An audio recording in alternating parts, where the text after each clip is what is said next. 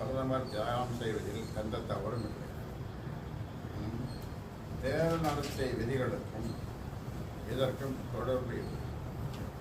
தியானம் மேற்கொள்வது ஒவ்வொரு தனிநபரின் உரிமை. நாளையினையும் கூட தியானம் பண்ணலாம். அந்த உரிமை பிரதமருக்கும் உண்டு. பிரதமர் தியானம் செய்வதை மறைமுகமான தேர்தல் பரப்புரையாக கருத முடியாது. கடந்த 2019 தேர்தலின் போது இறுதிக்கட்ட தேர்தலின் போது உத்தரகாண்ட் மாநிலத்தில் உள்ள மாநிலத்தில் இமயமலையில் உள்ள கேதார்நாத்தில் தியானம் செய்தார்.